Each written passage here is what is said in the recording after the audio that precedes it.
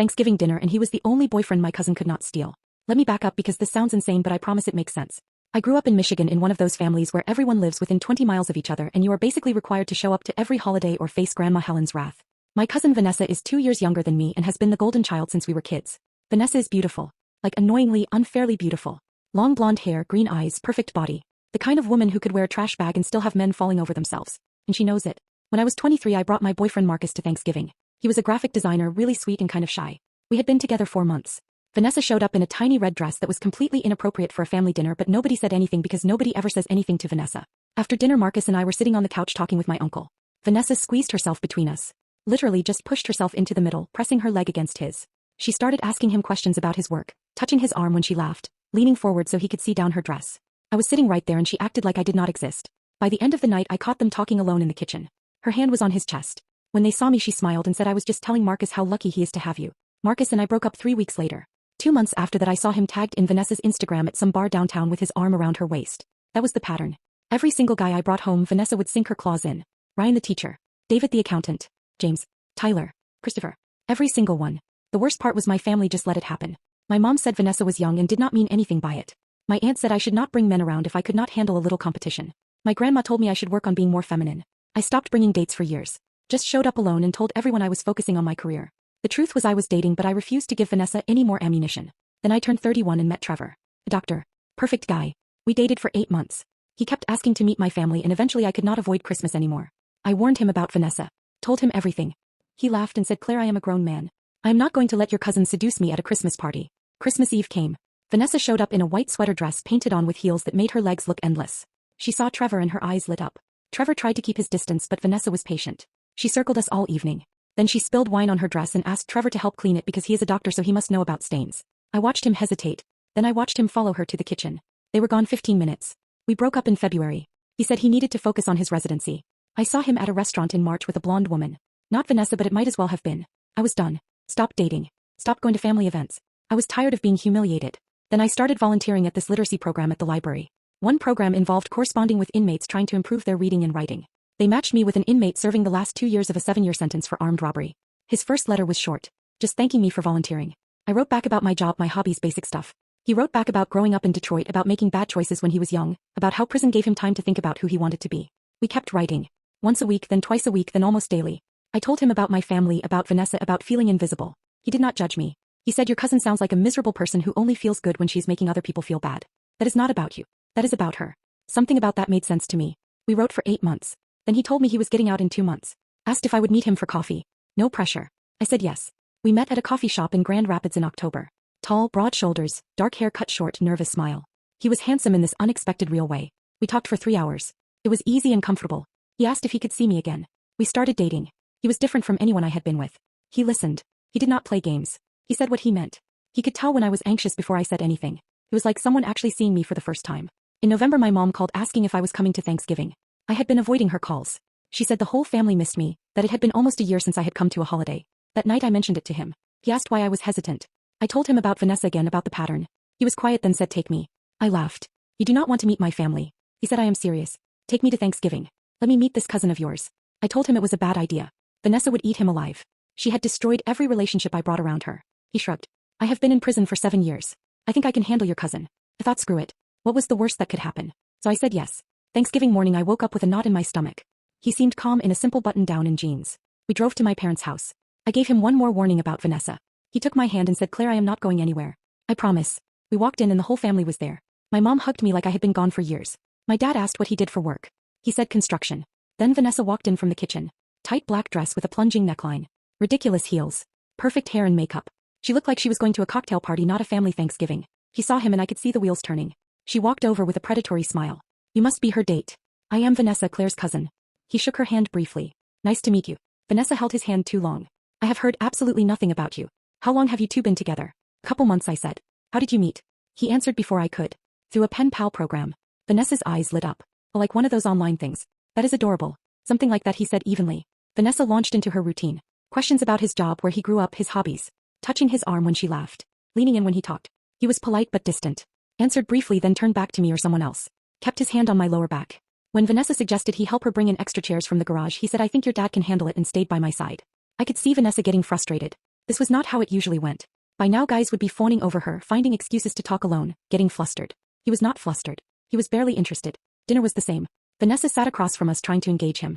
Asked about sports, movies, music. Told stories designed to make her sound interesting. Laughed loudly at jokes that were not funny. He was polite. Nodded occasionally. But mostly talked to my uncle about fishing and asked my grandma about her stuffing recipe. He held my hand under the table. After dinner everyone moved to the living room. Vanessa cornered him by the drink table. I watched from across the room, heart pounding. This was usually when it happened. I saw her lean in close.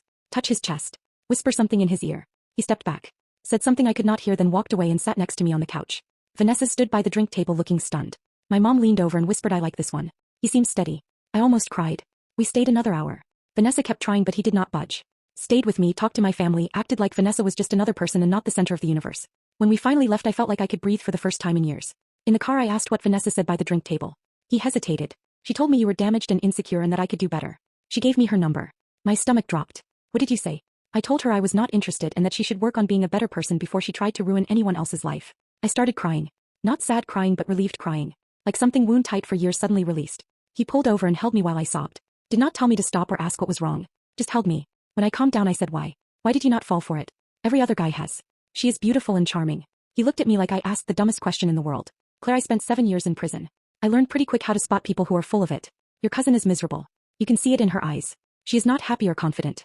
She is desperate and desperate people are boring." He paused. "Plus I am in love with you. Why would I want someone like her when I have you?" I kissed him right there on the side of the road. That should have been the end. But a week later my mom called sounding upset. Vanessa had come over crying saying I brought an ex-convict to Thanksgiving without warning anyone. She looked him up online and found his record. Said she felt unsafe and disrespected. I was furious. "Mom, he served his time. He's a good person. Vanessa is only upset because she could not manipulate him." My mom sighed. "Claire, bringing a felon to a family event without telling anyone is not okay. Your father is upset. Grandma Helen is worried." I hung up on her. I did not talk to my family for 3 weeks. Texts poured in. My aunt said I was being selfish. My uncle said I should have told them about his past. My cousin Jessica sent a long message about thinking of other people's feelings and safety. Only my younger brother texted, "Vanessa is such a drama queen. Your guy seems cool." He felt terrible. Said he should have known his record would become an issue. I told him it was not his fault. My family was just making Vanessa the victim like always. Christmas came. I spent it with him at his aunt's house. Best Christmas I ever had. Then in January Jessica called. Said she needed to talk in person. Important. We met at a coffee shop. She looked nervous. Ordered a latte and just held it. "I need to tell you something about Vanessa. You're not going to like it." I waited. Last year Vanessa started therapy. Aunt Diane made her go because of panic attacks. The therapist diagnosed her with something. Basically she is really insecure and needs constant male validation to feel good. "That is not an excuse," I said. "I know. But the therapist told her to apologize to you." Vanessa refused. Said you were the problem, that you were jealous and bitter. I felt sick. But then you showed up with him at Thanksgiving and something changed. Vanessa came to my apartment that night and completely broke down. Crying about not understanding why he was not interested, why her tricks did not work. Said she felt invisible for the first time in her life. Good, I said. That is not all. Vanessa has been stalking him online. Really stalking him. Found his old social media from before prison. Found articles about his arrest. Found his ex-girlfriend and messaged her asking about him. My blood went cold. He is obsessed. Cannot handle that she lost. She is trying to find dirt on him, prove to the family he is dangerous. She is the one who told your mom about his record. Printed articles about his case and showed Grandma Helen. I could not breathe. Why are you telling me this? Jessica had tears in her eyes. Because Vanessa is planning something. She has been talking about going to the police, making a complaint that he threatened her at Thanksgiving. Trying to get him in trouble, maybe sent back to prison. I could not let her do that without warning you. I felt the world tilt. She would not. Claire, she is not thinking straight. She is desperate. I left in a daze and called him. Told him everything. He was quiet for a long time. I knew something like this might happen. People do not like when ex-cons try to build normal lives. There is always someone who wants to tear you down. We need to stop her, I said. There is nothing to stop. I did not threaten her. I did not do anything wrong. If she files a false report it will get thrown out. But it will be on your record. He sighed. Yeah, probably. I had never felt rage like that. Pure burning rage at Vanessa for being so selfish, so cruel, so empty that she would destroy someone's life just to feel powerful. Then he said, what if we just let her do it? I stared at him. What? Let her file the false report. Let her lie to the police. Put it in writing. Then we prove she is lying. How? He pulled out his phone and opened his voice memo app. I recorded our conversation at Thanksgiving. The one by the drink table. I record a lot of conversations now. Prison habit. He played it. Vanessa's voice crystal clear. Claire is damaged and insecure. You seem like a smart guy. You could do so much better.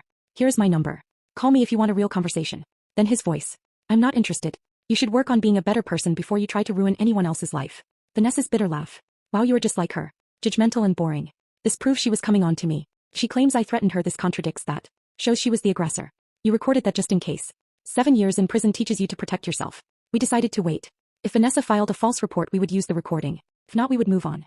3 weeks passed. Nothing happened. Maybe Vanessa backed down. Then my mom called. Vanessa had been in a car accident. Not serious, just a fender bender, but she was shaken up. Wanted me to visit her in the hospital. I said no. My mom was angry. Said I was being cruel. I hung up but felt guilty. That is what my family trained me to do. Feel guilty for having boundaries. So I went. Not because I wanted to see Vanessa but to prove I was the bigger person. Vanessa was in a private room with a small bandage on her forehead. She looked surprised. Claire, I did not think you would come. I almost did not. But Mom said you wanted to see me. She looked down at her hands. I did. I need to tell you something. I waited. I've been really messed up. Like really messed up.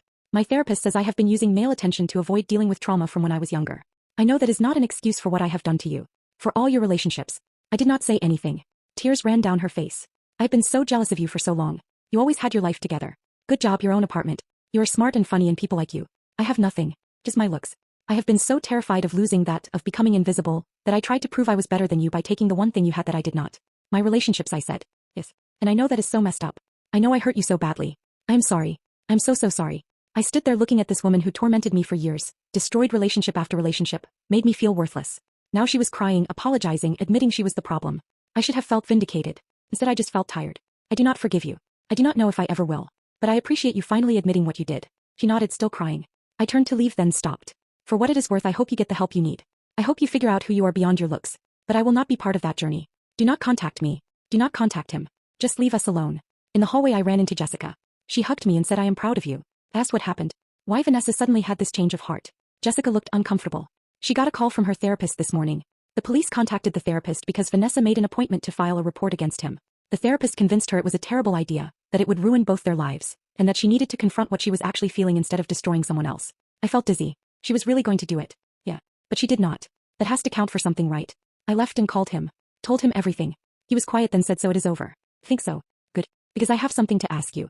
Move in with me. I laughed, surprised. What? Move in with me. I know we have only been together a few months, but I spent 7 years alone in a cell and I do not want to waste any more time. I love you. I want to build a life with you. I said yes.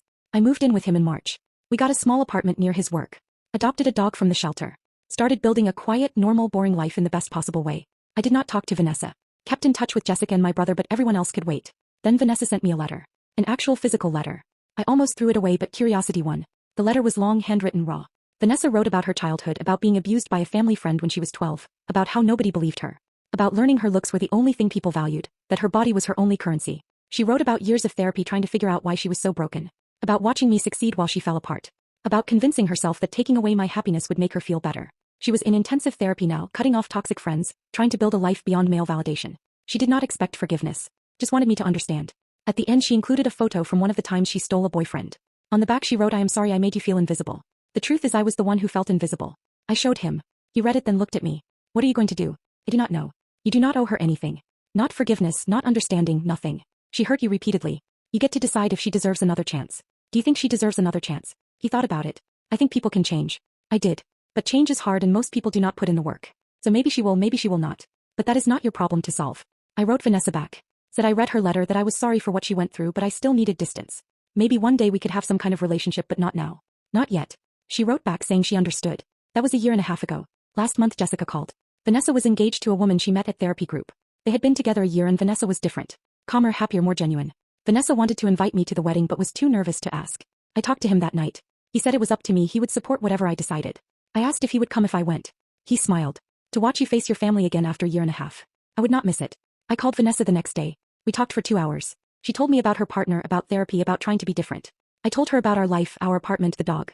It was weird talking to her like a normal person instead of an enemy. She asked if I would come to the wedding. Said she would understand if I said no, but it would mean a lot. I said yes. The wedding is in 2 months. I have no idea how I will feel seeing my family again, seeing Vanessa marry someone and claim to be changed. I do not know if I believe people can really change or if she is just better at hiding her demons. But I guess I will find out. He says that is the thing about life after prison. You learn to take things one day at a time. You learn people are messy and complicated and sometimes awful. But sometimes they surprise you. He says I surprised him. That he never thought he would get out and meet someone who loved him despite his past. That he would get a second chance at a normal life. I tell him he surprised me too. That he was the first person who ever chose me over Vanessa. The first person who saw through her games and decided I was worth more. So if you are dealing with a toxic family member who keeps sabotaging your happiness, maybe consider finding someone who spent 7 years learning to spot manipulation. Worked for me. Hit subscribe if you want to hear how the wedding goes.